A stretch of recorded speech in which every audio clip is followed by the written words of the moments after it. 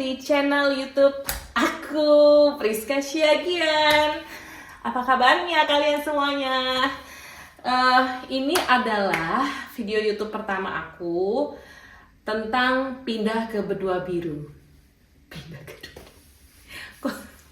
Pindah ke dunia biru. Pindah ke benua biru. Iya. Kalau kalian lihat di channel YouTube aku, video-video sebelumnya itu kebanyakan adalah rekaman Instagram Live yang aku pernah kerjakan di saat pandemi kemarin. Itu aku bikin Instagram Live namanya Capcipcus. Apaan sih Capcipcus? Ngobrolin apa aja di Capcipcus? Ngobrol sama siapa aja di Capcipcus? Ditonton aja ya videonya, nanti aku kasih link. Udah kayak YouTuber gak aku? Oke. Kita harus fokus. Kembali ke tema dari video ini adalah, aku tadi udah bilang di awal bahwa ini adalah video pertama aku tentang pindah ke benua biru.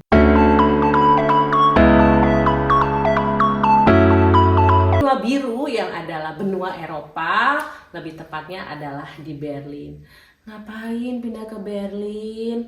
Ada apa di Berlin? Dari kapan? Tenang netizen. Semuanya akan aku jawab kok balas. Aduh, grogi hamba ya. Karena ini video pertama, terus kayak semuanya harus disetting sendirian. Anyway, jadi sekitar awal tahun 2022 itu aku dan suami dan si bocah kami itu pindah ke Berlin.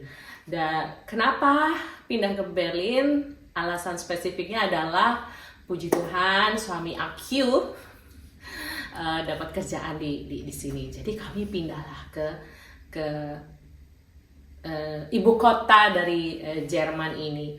Tapi kalau diinget-inget ya, perjalanan dari Jakarta dan ke Berlin yang menempuh puluhan ribu kilometer itu, yang harus terbang dalam perjalanan, bukan cuma terbang, pokoknya total perjalanan dari Jakarta sampai ke Berlin itu 17-19 jam. Pegel ya, Cin. Dan tantangannya banyak banget. Aduh, maaf ya kalau belibet, gagap gitu,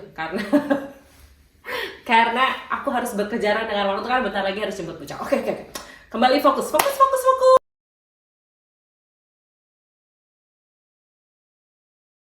Satu-satu. Tantangannya apa aja sebelum menjawab lebih detail, aku akan cerita. Aku udah bilang tadi dari awal 2022 itu kami pindah ke Berlin. Di 2022 Januari awal tahun itu, di Eropa itu lagi puncak-puncaknya musim dingin. Jadi itu dingin banget gitu ya. Udah gitu itu lagi pandemi kan. Jadi kerempongan di awalnya itu adalah kami kayak harus make sure bahwa vaksin yang udah kami dapet itu lolos gitu. Maksudnya sesuai dengan standar vaksinasi COVID yang ada di Eropa, khususnya di Berlin. Dan semesta mendukung banget karena kami memang mendapatkan vaksin dari vaksin awal itu, dari vaksin 1-2 itu yang emang diakui lah kualitasnya oleh Jerman. Sebenarnya kita dulu nggak milih-milih sih waktu itu vaksin. Oke, ada vaksin ini bisa diakses di dekat rumah. Oke, kita langsung dapat vaksin. Nah itu makanya tadi aku bilang itu semesta mendukung, semestakung banget. Karena ternyata vaksin yang kita dari awal kita pakai itu bisa approve. Jadi kita nggak perlu kayak harus karantina dulu atau nggak perlu ngulang vaksin lagi di Berlin. Jadi tinggal mengikuti prosedurnya aja. Tapi tetap ada aja rempongnya ya kalau melakukan perjalanan lintas negara di masa pandemi itu. Kita harus selain menyiapkan bahwa ada buku vaksin, bahwa kami sudah tervaksinasi, kami juga harus tes COVID ya kan, yang colok-colok yang nggak enak banget itu. Dan waktu itu bocah kami, anak kami tuh masih 3,5 tahun gitu kan. Jadi kayaknya nggak tega aja gitu ngeliat dia harus dicolok-colok gitulah. Udah gitu, sampailah kami di Berlin dalam keadaan dingin. Waktu itu kayaknya berapa derajat ya, pokoknya below 0 atau 1 apa 2, pokoknya derajatnya kecil-kecil lah ya. Udah gitu kami kan dari negara tropis, keluarga tropis gitu, dong, dang ding dong ding dong ding dong. Barulah kami ketahui kalau ternyata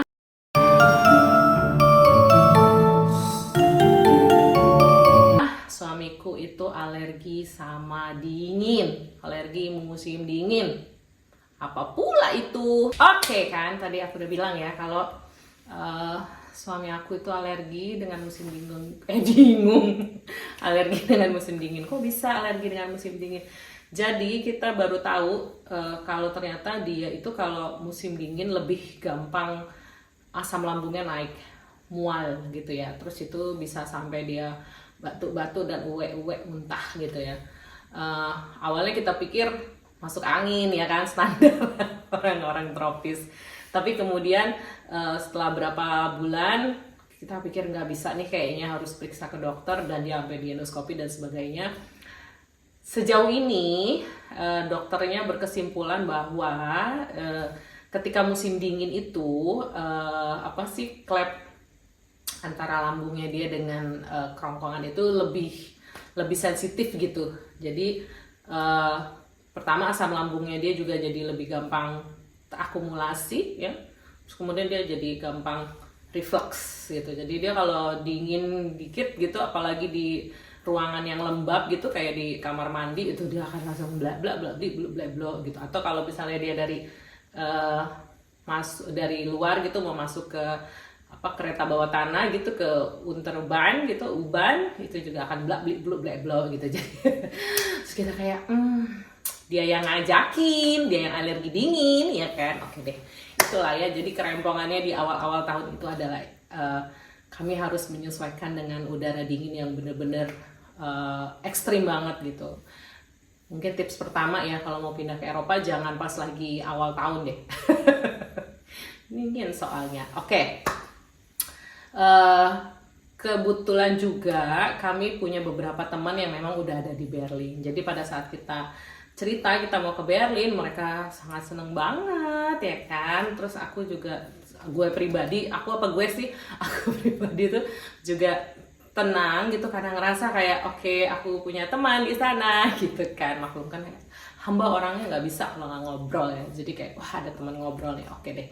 Terus ya udah kita dan atas advice atau dari saran dari teman-teman, mereka bilang gini, kalian nanti mendarat di Berlin jangan pas hari Minggu. Kenapa? Bu, jadi begini ceritanya. Mungkin aku nggak langsung jawab deh. Oke, akhirnya karena saran dari temen-temen bilang jangan hari Minggu ya, nyampainya hari apa aja boleh kecuali hari Minggu. Oke, kita memutuskan oke lah, kita nyampe aja hari Sabtu ya. Jadi kami berangkat dari Jakarta itu Jumat tengah malam, nyampe di Berlin itu Sabtu siang kalau nggak salah, siang menjelang sore. Dan mereka bilang, teman-teman kita ini nih yang udah di Berlin bilang, nanti kalau udah di Berlin, selain Herzlich Willkommen, selain selamat datang, kalian harus langsung membeli beberapa makanan ya, minimal dari Sabtu malam sampai Minggu seharian itu. Kenapa? Karena hari Minggu itu toko nggak ada yang buka, Bu. Toko nggak ada yang buka, apotek nggak ada yang buka, terus mall nggak ada yang buka, karena hari Minggu itu Ruhetag atau hari tenang gitu. Semua orang memilih untuk di rumah atau spending time with the family. Jadi hari Sabtu semua tutup. Ada sih yang buka kayak supermarket atau ya toko yang di dekat dengan stasiun atau stasiun besar lah ya gitu. Ada juga apotek yang buka, tapi kayak misalnya di satu kecamatan satu apotek doang yang buka. Jadi semuanya tutup karena orang Jerman menganggap hari Minggu itu hari keluarga, jadi bukan hari bekerja ya. Oke deh. Dan itu juga ada pengaruh juga dengan sejarah Kristen Protestannya Jerman kan. Hari Minggu itu hari beribadah dan kemudian menjadi hari keluarga dan kemudian menjadi hari tenang. Gak boleh berisik. Beneran loh, kalau hari Minggu itu dari pagi sampai jam 3 sore silence. Gak boleh ada yang berisik. Kalau kamu nyalain vacuum cleaner berisik, tanggamu bisa protes, bisa naik ke atas, ketok-ketok. Ya kalau tetangganya di bawah atau tetangganya di samping ketok-ketok, masih untung ya kalau tetangga ngetok, kalau nggak dia telepon polisi. Bisa diaduin ke polisi. Oke, kembali lagi, fokus ya, fokus. Jadi hari Minggu nggak ada toko yang buka, maka kami begitu nyampe hari Sabtu siang kita langsung taruh semua koper, and then kayak gimana nih, kita kuat nggak untuk jalan. Terus kita lihat Google Maps, oh ternyata di dekat apartemen kita ada satu supermarket gitu kan. Oke deh, kita ke situ, minimal kita beli makanan kayak beras gitu ya, karena kita bawa juga beberapa makanan dari Indonesia gitu kan. Ya udah, oke, kita datang lah. Dan inilah setidaknya saya menemukan ada 3 culture shock pertama ketika mendaratkan kaki di Berlin. Apa aja itu?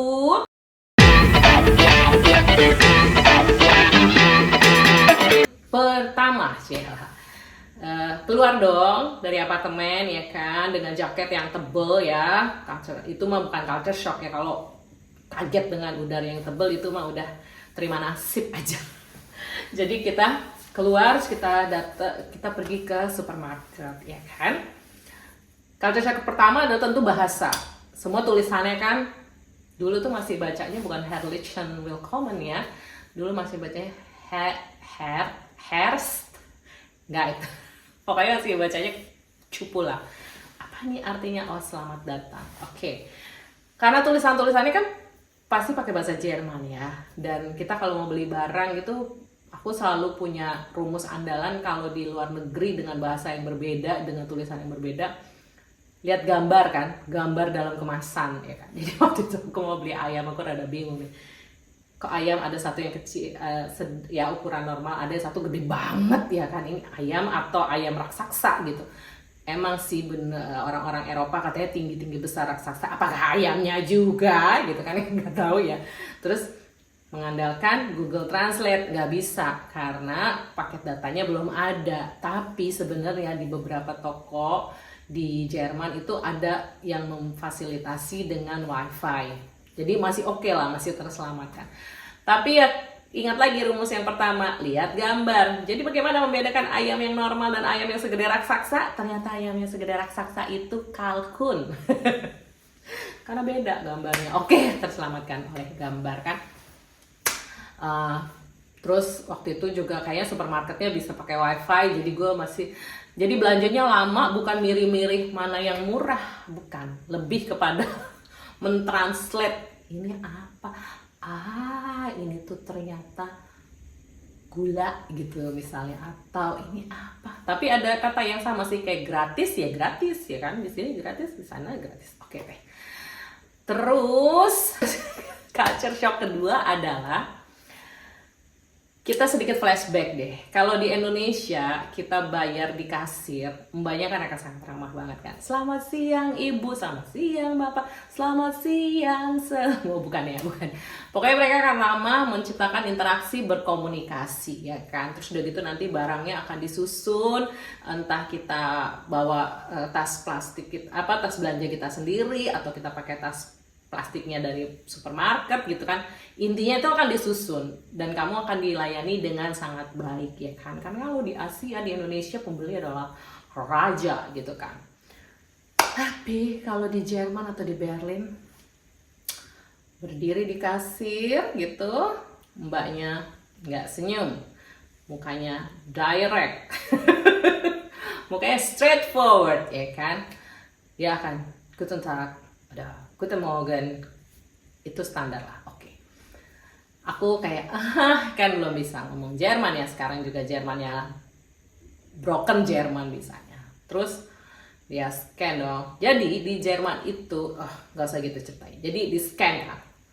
Ternyata begitu di scan, aku langsung harus menemukan skill baru, yaitu menangkap bayangan. Dia jadi cepet banget Bu, jadi dia nggak menaruh itu pada kantong plastik atau kantong belanjaan kita, dia langsung geser aja. Jadi kita harus di ujung meja yang setelah dia nge-scan itu kita harus kayak nangkep gitu.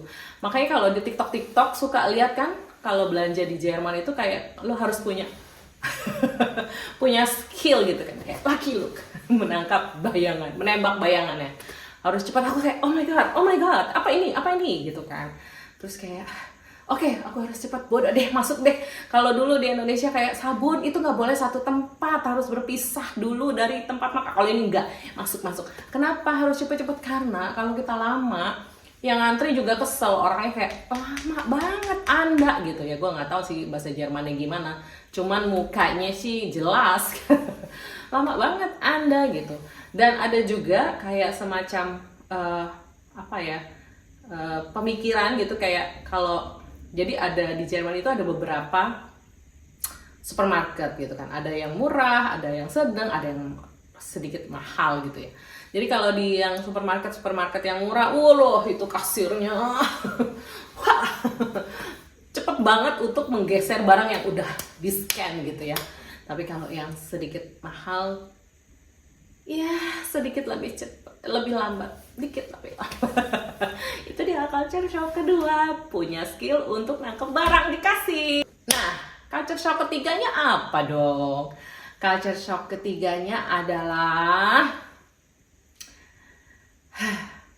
asas kepercayaan ketika menggunakan transportasi umum. Apa pula itu maksudnya? Ya kan? Kalau kita di Indonesia naik transportasi umum kayak misalnya bus, atau kalau kita naik kereta kita harus tap kartu kan ketika mau masuk gitu kan, atau apalagi ya pokoknya ada sistem checking lah untuk memastikan penumpangnya punya kartu atau sudah membayar tiket. Kalau di Jerman itu nggak ada. Jadi kalau kita naik tram atau kereta yang tram ya, atau kita naik kereta yang di atas atau kereta yang di bawah tanah, Straßenbahn ada U-Bahn, itu nggak ada. Kalau mau masuk ke dalam stasiun masuk aja, nggak perlu tapping kartu. Terus masuk ke dalam keretanya masuk aja, karena kamu dianggap sudah dewasa dan responsible bahwa kamu akan punya tiket. Terus aku pikir, enak sekali ini. Apakah berarti aku bisa masuk tanpa beli tiket? Kan masuk-masuk aja. Ups, waspada. Ada tapinya. Tapinya adalah kamu harus siap-siap kalau tiba-tibanya ada petugas yang random masuk. Kenapa dibilang random? Karena dia nggak akan pakai baju petugas. Dia nggak akan menunjukkan identitas bahwa dia petugas. Tapi dia hanya akan membawa kayak ada CDM mesin gitu, mesin ECD gitu, apa sih namanya itu, pokoknya mesin yang kayak buat tapping kartu kredit. Jadi dia masuk nih ke dalam kendaraan terus Fahrkarte bitte, artinya kayak coba kasih lihat gue mana kartu lo, mana tiket lo gitu. Jadi dia akan periksa dan dia akan sangat berpakaian seperti penumpang lainnya. Jadi kita nggak tahu nih, bisa jadi orang yang di sebelah kita nih tukang cek kartu nih gitu.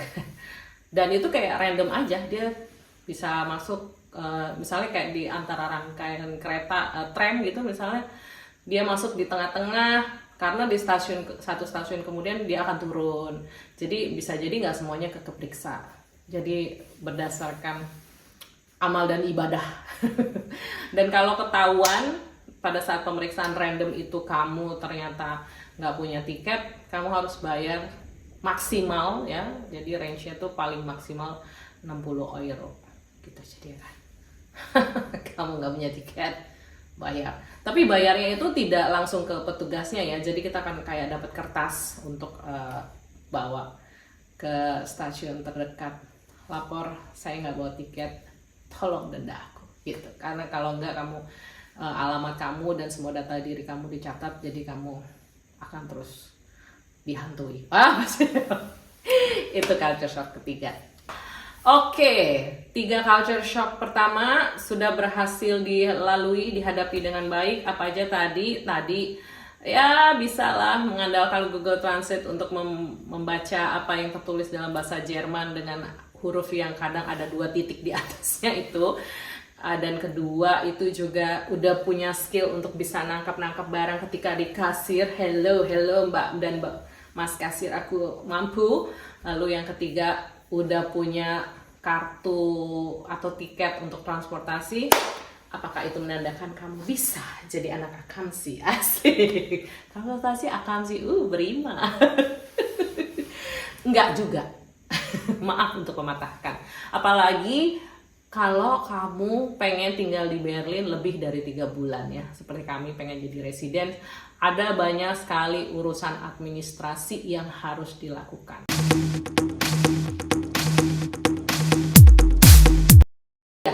Ada banyak sekali urusan administrasi yang harus dilakukan. Karena Jerman terkenal dengan disiplin dan sangat taat peraturan, juga terkenal sangat penuh birokrasi. Semua urusan kewarganegaraannya diatur dengan sangat detail. Buat kamu yang tinggal 3 bulan atau lebih dari 3 bulan, mau tinggal lebih dari 3 bulan, itu kamu wajib Anmeldung atau Anmelden atau registrasi lah, lapor lah gitu. Itu lapor ke Bürgeramt atau kantor pemerintah yang ada di dekat kamu tinggal, misalnya di kelurahan atau kecamatan kamu tinggal, itu pasti ada Bürgeramtnya. Dan untuk bisa, sebelum ke Bürgeramt, kamu ke tukang sewa apartemen kamu dulu, ke Hausmeister kamu, atau pokoknya ke tempat kamu sewa untuk memberikan surat pernyataan bahwa iya bener nih, si Samiun ini, atau si Siti Rohimah ini, atau si Priska Siagian ini, emang dia tinggal beralamat di sini, dan di rumahnya itu ada berapa orang yang tinggal gitu kan. Surat ini kemudian akan dibawa ke Bürgeramt atau ke kantor pemerintah itu untuk mendapatkan formulir ya, atau kertas Anmelden Bestätigung. Bener nggak nih gue ngomong? Kayak semacam konfirmasi konfirmasi bahwa kamu sudah terregistrasi, alamatmu sudah terregistrasi di satu daerah itu gitu. Emang kenapa kalau kamu sudah terregistrasi alamatnya, kamu udah dapat Anmelden Bestätigung itu? Dengan begitu kamu akan bisa membuka berbagai macam kebutuhan birokrasi di Jerman. Mulai dari mendapatkan nomor pajak, oh ya tentu penting, di Jerman semua orang harus bayar pajak dan punya nomor pajak. Nomor pajak inilah nanti yang akan membuat kamu bisa untuk segala macam lah fasilitas negara yang diberikan juga. Oke? Udah dapat nomor pajak, kamu juga bisa membawa kertas Anmeldung itu tadi, Anmelden Bestätigung itu, untuk buka buka apa yuk? Buka rekening di bank. Iya, betul sekali. Di Jerman kalau mau buka rekening butuh lembar ajaib Anmelden Bestätigung itu. Atau bukti bahwa alamat kamu dan kamu sudah terdaftar sebagai warga lokal Akamsi gitu ya. Ngomong-ngomong soal buka rekening di bank, itu juga another level of culture shock sih. Karena kalau di Indonesia sama sih, hampir mirip dengan cerita kalau di supermarket ya di Indonesia. Kalau di Indonesia kita datang nih ke bank manapun ya. Kalau di sana kan yang bank itu berlomba-lomba untuk memberikan fasilitas paling mudah untuk nasabahnya kan. Kalau ada kayak aduh nih tellernya lama banget, aduh nih customer service bank ini lama banget, itu udah kayak big no. Bahkan ada juga bank di Indonesia yang terkenal satpamnya tuh selalu sumringah dan ramah. Kalau di Jerman kamu mau buka ini rekening, kamu bawa kertas itu kan, bukan ini kertas skrip saya. Ini bawa kertas si Anmelden Bestätigung itu. Nanti kamu bilang saya buka rekening, dan kalau mau ke bank untuk buka rekening juga harus bikin termin. Apakah itu termin? Bikin janji. Jadi kamu harus janji dulu, janji saya mau datang tanggal segini jam segini untuk buka tabungan ya. Itu sih yang kami alami dulu ya. Jadi kita janji nih mau datang di tanggal dan jam yang sudah ditentukan, berikan Anmelden Bestätigungnya, terus nanti isi formulir and so on, terus suruh pulang.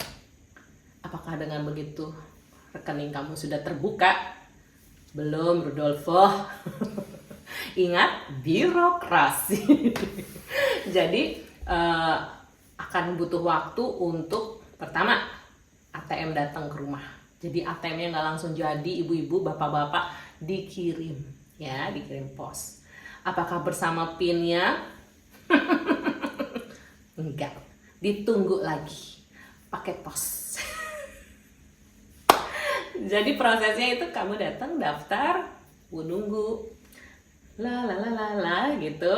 Oh, ATM ku datang. Tapi PIN-nya nunggu. Oke. Karena mereka tuh benar-benar harus memproses, checking itu semua. Itu kenapa gue rasa kantor pos atau PT Pos Jerman, PT Pos ya, Pos Jerman, PJ.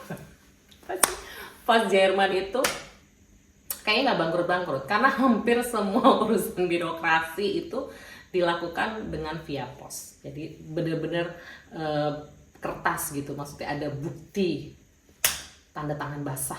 Apa sih? Ya itulah, jadi sebenarnya kalau dari sisi bank services, banggalah jadi orang di Indonesia ya, karena sangat mudah. Kamu bisa datang ke bank dan dalam hitungan 1 jam atau 2 jam kamu udah punya rekening, kamu udah punya ATM, PIN kamu juga bisa jadi, atau mungkin nunggu atau dapat, terus bisa langsung online banking. Aduh, kalau ngomongin online banking, aduh, bisa punya satu video sendiri kayak. Iya, banyak orang mengira bahwa Jerman ini so maju. Ya, apa sih so maju gitu, ini bahasa nyampur-nyampur banget. Wah, Jerman itu sangat maju sekali. Ya, tapi Jerman itu juga sangat birokrasi banget. Tapi ada nih temanku bilang gini, iya sih emang Jerman tuh sangat birokrasi, lo harus ngurus ke sana, ke kantor sana, ke sini, ke situ, dan segala macamnya, dan menunggu itu intinya kan kalau birokrasi. Karena itu mereka harus pakai via pos gitu kan, register, oke, nanti tunggu ya kartunya datang dan sebagainya. Terus ada gongnya, kalau kata teman gue semuanya birokrasi dan nunggu dan lelet dan sebagainya, tapi setidaknya lo nggak perlu kasih pelicin kan, udah pasti diurus gitu, udah pasti prosedurnya jelas, lo hanya ikutin aja aturannya. Apalagi kita sebagai anak yang merantau ya, sebagai orang yang merantau tinggal di negeri orang, oke lah kita harus ikutin, bukan oke lah, kita harus ikutin semua peraturannya, karena begitulah cara negaranya melindungi orang, semua orang yang ada tinggal di dalam negaranya. Jadi ya diikutin aja. Udah kita ikutin dari 2022 sampai sekarang di 2024. Apakah itu berarti aku sudah jago dalam mengurus birokrasi di Jerman? Enggak juga.